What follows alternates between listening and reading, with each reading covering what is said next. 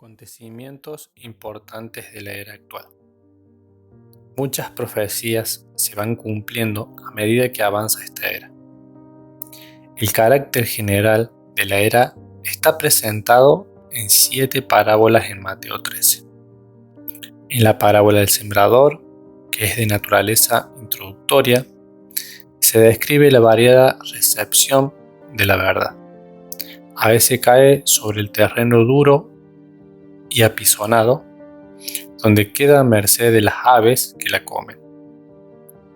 Otras cae sobre un terreno que es muy superficial y pedregoso, y cuando aún está comenzando a brotar, muere por falta de raíces. Otras veces cae en buena tierra, pero es ahogada por las espinas que la rodean. Solo una porción de la semilla cae en buena tierra y produce fruto de a 100 por 1, 70 por 1 o 30 por 1, según lo leemos en Mateo, capítulo 13, el versículo 1 al 9 y 18 al 23. La parábola de la cizaña, sembrada junto al trigo, indica el peligro de la falsa profesión que no será juzgada hasta el tiempo de la siega, versículos 24-30 y del 36 al 43. La parábola de la semilla de mostaza indica el rápido crecimiento del cristianismo desde un pequeño comienzo a un gran movimiento, versículos 31-32.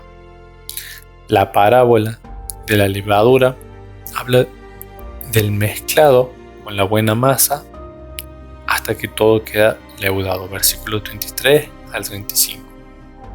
El tesoro escondido de Mateo 13:44 probablemente se refiere a Israel escondido en cuanto a su entidad nacional en la era actual, pero que sin embargo fue comprado por Cristo en su muerte. La perla de gran precio, versículos 45 y 46, parece hablar de la iglesia como aquella por la cual Cristo murió, un rasgo importante de la edad actual durante el periodo en que la identidad nacional de Israel está escondida. La parábola final de la red, versículo 47 al 51, ilustra la separación de los salvados de los inconversos al final del siglo. En general, Mateo 13 habla de todo el periodo entre la primera y la segunda venida de Cristo, sin referencia al arrebatamiento o a los detalles de la iglesia como cuerpo de Cristo. Describe la esfera de la profesión de fe y el cuadro mixto del bien y del mal. El desarrollo dual del bien y del mal durante la era es caracterizada este periodo, llegando a su clímax en el juicio y la separación. No hay justificación para el postmilenialismo, con sus conceptos de que el reino de Dios finalmente triunfará por medio de la predicación del Evangelio y por el esfuerzo humano. Por otra parte, no hay lugar para el pesimismo, porque Dios cumplirá su propósito. Alguna semilla caerá en buena tierra y producirá fruto. Habrá trigo en medio de la cizaña y buenos peces entre los malos. Los 1900 años transcurridos desde Pentecostés han demostrado la exactitud de la gran profecía de Mateo 13. Un cuadro similar de la edad actual, con su foco puesto en el fin de la edad, se encuentra en Mateo capítulo 24. Allí en los versículos del 4 al 14 se dan 9 señales del fin: falsos cristos, guerras y rumores de guerras, hambres, pestilencias, terremotos, mártires, falsos profetas, iniquidad abundante y un enfriamiento del fervor por Cristo. El Evangelio del Reino es predicado en todo el mundo. Otro rasgo de la edad presente será la creciente apostasía de parte de los inconversos que hay dentro de la iglesia protestante. Lo podemos ver en 2 de Pedro capítulo 2 y 3, resume esta progresión en cuanto a categorías. 1. La negación de la persona y la deidad de Cristo, capítulo 2, versículo 1, y 2. La negación de la obra de Cristo que nos compró cuando murió en la cruz, versículo 2.1. También la apostasía moral al apartarse de las normas morales, capítulo 2, versículo del 2 al 22. Apartamiento de la doctrina de la segunda venida de Cristo y de los juicios relacionados con ella, capítulo 3, versículo del 1 al 13. Otros pasajes que contribuyen a la doctrina de la apostasía en el Nuevo Testamento son 1 Timoteo, capítulo 4, del 1 al 3. También Timoteo capítulo 3 del 1 al 9, Judas 3.19, y todas estas profecías de apostasía en gran escala en la iglesia se están cumpliendo a partir del primer siglo y hasta el presente. Apostasía final ocurrirá después que la iglesia sea arrebatada y quede en el mundo solo la porción inconversa de la iglesia protestante. La edad presente, en lo que se refiere al propósito de Dios al llamar a su iglesia, llegará bruscamente a su fin en el arrebatamiento. Este suceso, que no tiene fecha en las profecías del Antiguo Testamento, describe la retirada de la iglesia del mundo cuando los muertos en Cristo sean resucitados y los cristianos que estén vivos sean llevados al cielo sin morir. Primera de Corintios 15 del 51 al 58 y Primera Tesalonicenses 4 del 13 al 18. Este suceso llevará a su término el propósito de Dios en lo que respecta a la iglesia como una comunidad separada de santos, y la partida de la iglesia dejará preparado el escenario para los importantes sucesos que conducirán a la segunda venida de Cristo y a la tierra para establecer su reino milenial. Se pueden observar 3 grandes periodos entre el arrebatamiento y la segunda venida: el periodo de preparación, el periodo de paz y el periodo de persecución.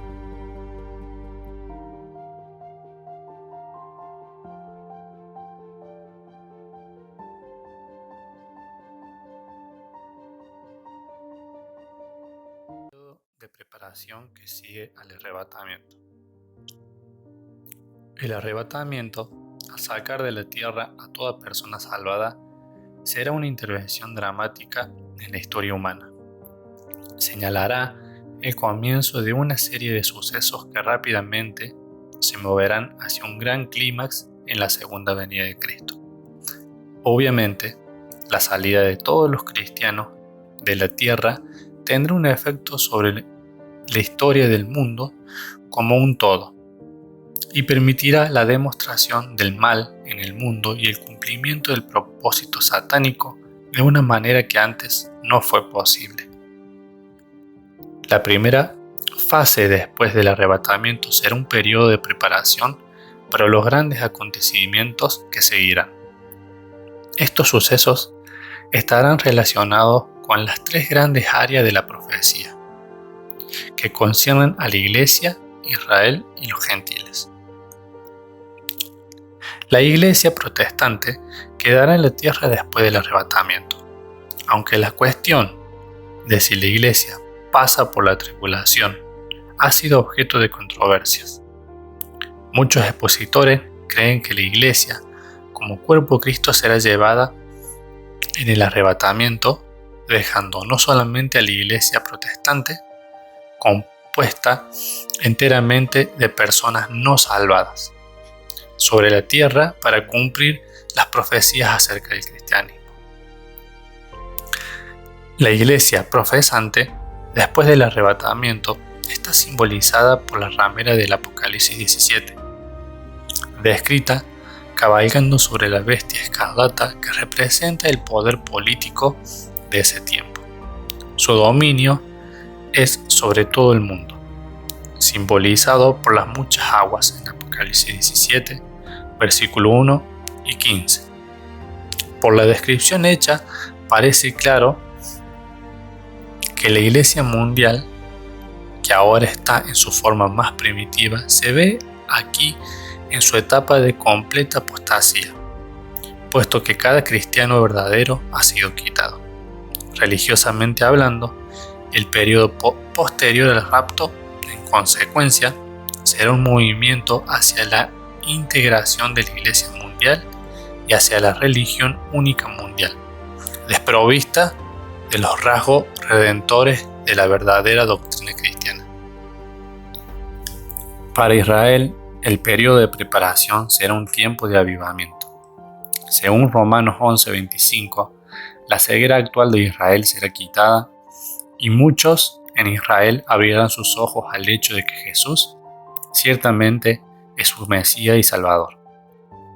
En los días que vendrán, inmediatamente después del arrebatamiento, probablemente millares de judíos se volverán a Cristo, haciendo uso de ejemplares de la Escritura y libros de doctrina dejados por los cristianos, y de obras acerca de los pasajes bíblicos que hablan sobre la esperanza de un Mesías que muchos judíos ya poseen. Indudablemente tendrán una curiosidad insaciable por saber qué pasó con los cristianos que desaparecieron. Esta búsqueda será recompensada y muchos se convertirán. Como en el primer siglo de la Iglesia, los judíos inmediatamente se convertirán en embajadores del Evangelio, ganando a su propio pueblo y a los gentiles para Cristo. La renovada obra del evangelismo será emprendida a través de todo el mundo. El hecho de que ya los judíos estén esparcidos por todo el mundo, sabiendo que muchos de los idiomas del mundo los señalan como misioneros naturales al pueblo en donde viven. Así que, indudablemente, muchos serán llevados por ellos al conocimiento de Cristo. Sin embargo, como en el primer siglo, no todos los judíos se volverán a Cristo y la salvación será solamente para aquellos que crean. Políticamente, en relación con los gentiles, el tiempo de preparación supone la resurrección del antiguo imperio romano. Como se dijo en una discusión previa, aún no se han cumplido las etapas que corresponden a los pies de Daniel 2 y la etapa de los 10 cuernos de las 4 bestias de Daniel 7:7. Esta profecía, con la nueva luz dada por Apocalipsis capítulo 13, indica que el imperio romano será revivido en la forma de 10 naciones que se unen en una confederación. El mercado común europeo podría bien ser un precursor de esto, pero el centro del poder político parecería estar en el Mediterráneo y no en Europa, y probablemente incluirá las naciones más importantes de África del norte, Asia occidental y el sur de Europa. Una vez más, el Mediterráneo será. Cuando estas 10 naciones se hayan unido, surgirá un príncipe descrito como el cuerno pequeño en Daniel capítulo 7 versículo 8, que será un dictador que primero obtendrá el control de 3 y luego de las 10 naciones. Políticamente, será el hombre fuerte del Oriente Medio y trabajará con la Iglesia mundial al fin de obtener el poder mundial. Una vez que se haya establecido firmemente, estará preparado el escenario para el segundo gran periodo, el periodo del pacto.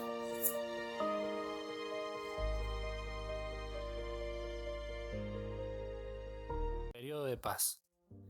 Según Daniel 9:27, cuando el dictador del Medio Oriente surja como el príncipe que ha de venir, Daniel 9:26, hará un pacto con Israel por un periodo de 7 años.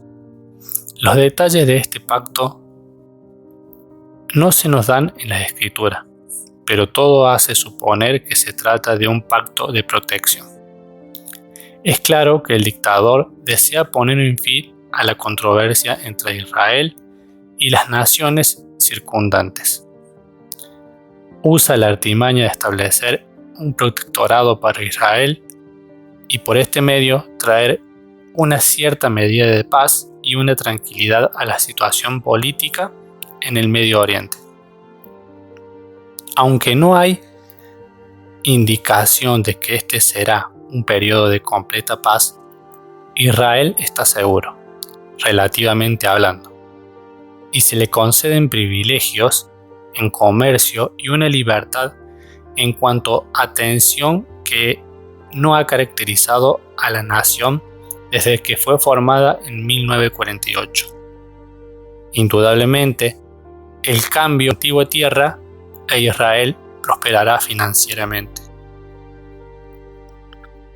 También, durante este periodo, la Iglesia seguirá aumentando su poderío, trabajando con el gobernador del área del Mediterráneo a fin de lograr el dominio religioso mundial.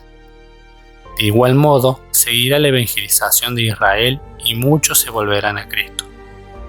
Por otro lado, muchos también se volverán al judaísmo ortodoxo. En este periodo se ha reconstruido el templo en Jerusalén y los judíos ortodoxos renovarán el sistema mosaico de sacrificio, los que no se habían ofrecido desde que el templo fue destruido en el año 70 después de Cristo. Esto está sobreentendido en Daniel 9:27, donde se predice que se cesará el sacrificio, hecho apoyado por Daniel 12, versículo 11, que habla de la finalización de los sacrificios diarios. Obviamente, los sacrificios no podían cesar sin haber sido reiniciados, y la reiniciación de los sacrificios requiere de un templo en Jerusalén. Nadie sabe exactamente en qué momento será reedificado el templo, pero es claro que estará en funcionamiento cuando comience este periodo de paz. Sin embargo, la tranquilidad del Medio Oriente será destruida por un hecho dramático descrito en Ezequiel capítulo 38 y 39, un ataque a Israel por parte de Rusia y sus aliados. Los intérpretes de la Escritura han discrepado en sus análisis de este suceso y su ubicación en la cronología. Según en Ezequiel capítulo 38, ocurre en un tiempo en que Israel está en paz y reposo, periodo que corresponde a la situación que se da después de hecho el pacto con el príncipe romano. Aún más, el ataque es más que un asalto sobre Israel porque desafía todo el pacto de relaciones entre el príncipe de Israel y es en efecto un intento ruso de tomar el control político y comercial del Medio Oriente. Sin embargo, debido a que se trata de un ataque sorpresivo, no hay un registro de ejércitos que se levanten contra los invasores. En cambio, Dios interviene sobrenaturalmente para salvar a su pueblo y acaba con las fuerzas invasoras. En una serie de catástrofes descritas en Ezequiel capítulo 38, del versículo 18 al 23. Esta guerra destruye el periodo de paz y prepara el camino para el nuevo periodo final. Periodo de persecución. La destrucción del ejército romano no solamente acaba con la paz del periodo precedente, sino que también introduce una situación mundial dramática cambiada. En aquel tiempo hay un equilibrio en poderío entre el gobierno de Medio Oriente y las naciones con él alineadas, y Rusia y las naciones alineadas con ella. Destruido temporalmente el ejército ruso, el gobernador del Medio Oriente aprovecha la situación para proclamarse dictador mundial. En una noche se apodera del control político, económico y religioso del mundo. Se proclama a sí mismo gobernador sobre la raza, lengua y nación, según Apocalipsis 13:7. Y Daniel predice que devorará toda la tierra, la trillará y despedazará, Daniel 7:23. Igualmente se apodera del poder económico de todo el mundo y nadie puede comprar o vender sin su autorización, Apocalipsis capítulo 13, versículos 16 y 17. Para Israel es un brusco retroceso, ya que el príncipe quebrantará el pacto y de la noche a la mañana se convertirá en su perseguidor. Esto introduce lo que Jeremías denomina como el tiempo de la angustia de Jacob. En otros lugares, este periodo está descrito como la gran tribulación, según Daniel 12:1, Mateo 24:21 y Apocalipsis 7:14. Las tribulaciones de Israel comienzan con la repentina cesación de su sacrificio, Daniel 9:27, 12:11 y Mateo 24:15. Consecuentemente con esto, Cristo aconseja a Israel que huya inmediatamente a las montañas. Mateo 24, del versículo 16 al 20. Será un tiempo de angustia sin precedentes para Israel y millares de judíos serán masacrados, según Zacarías 13:8. El templo mismo será profanado y pondrán un ídolo de gobernador mundial, según lo escribe Apocalipsis 13:15. Y a veces el mismo gobernador se sentará en el templo para ser adorado, según Tesalonicenses 2:4. Es la abominación desoladora descrita en conexión con la cesación de los sacrificios. El gobernador mundial también se presentará a sí mismo como un dios y exigirá que todos le tributen adoración, o si no, los condenará a pena de muerte. Apocalipsis 13:8 y capítulo 15. Este periodo final comenzará a mediados de los 7 años originalmente pactados y en consecuencia durará 42 meses. Apocalipsis 11:2 y 13:5. También lo podemos ver en Daniel 7:25, 9:27 y capítulo 12, versículos 11 y 12. Debido a su actitud completamente blasfema y por las persecuciones lanzadas contra judíos y cristianos, el gobernador mundial, que tiene su asiento en el Mediterráneo, presentado a menudo con el nombre de Anticristo y descrito en Daniel 9:26 como el príncipe que ha de venir, será objeto de un terrible juicio divino. Todo esto está descrito en Apocalipsis capítulo 6 hasta el capítulo 19. En la ruptura de los 7 sellos se representan detalles de estos hechos. Apocalipsis 6:1 hasta el 8:1. En el toque de las 7 trompetas, en Apocalipsis capítulo 8, versículos del 2 al 21 y capítulo 11, de los versículos 15 al 19, el derramamiento de las 7 copas de la ira de Dios, que también lo podemos ver en el capítulo 16 de Apocalipsis. En la tierra se producirán juicios sin precedentes, como lo dice en Mateo 24, del 21 al 22.